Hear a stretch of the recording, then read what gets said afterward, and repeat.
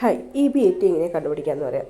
Earning before interest and tax, അതായത് ഇൻട്രസ്റ്റും ടാക്സും കൊടുക്കുന്നതിന് മുമ്പ് as A business how many earnings they are getting, അതാണ് നമ്മൾ EBIT കൂടെ മനസ്സിലാക്കുന്നത്.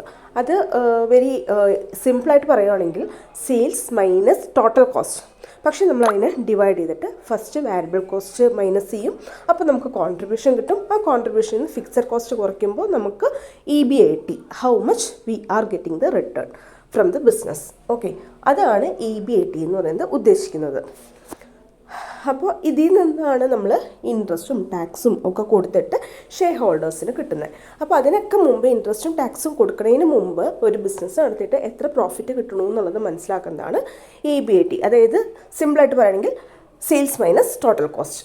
അതിന് നമ്മൾ വാരിയബിൾ കോസ്റ്റും ഫിക്സഡ് കോസ്റ്റും സെപ്പറേറ്റ് ആയിട്ട് മൈനസ് ചെയ്ത് കണ്ടുപിടിക്കുന്നതാണ് EBIT. എവിടെ നിന്ന്? സെയിൽസിൽ നിന്ന്. അതേപോലെ ഒരു കാര്യം ശ്രദ്ധിക്കാനുള്ളത്, നെറ്റ് സെയിൽസ് വേണം നമ്മൾ എടുക്കാനായിട്ട്. അതായത് റിട്ടേൺ ഉണ്ടെങ്കിൽ ആ റിട്ടേൺ നമ്മൾ സെയിൽസിൽ നിന്ന് കുറയ്ക്കണം. നമുക്കൊരു ക്വസ്റ്റ്യൻ ഇവിടെ നോക്കാം.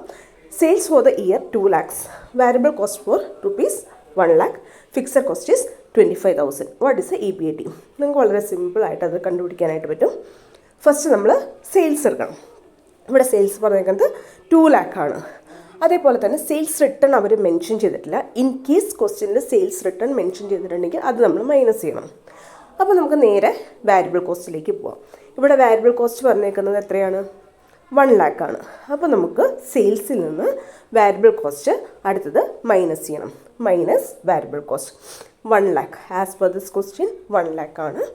അപ്പോൾ 2 lakh മൈനസ് 1 lakh നമുക്ക് കിട്ടുന്നത് 1 lakh. അതിനെ നമ്മൾ അറിയപ്പെടുന്നത് കോൺട്രിബ്യൂഷൻ എന്നാണ്.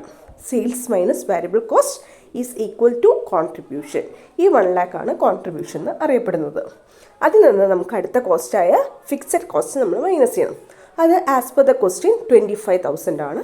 ഈ 25,000 കുറയ്ക്കുമ്പോൾ നമുക്ക് എത്ര കിട്ടും?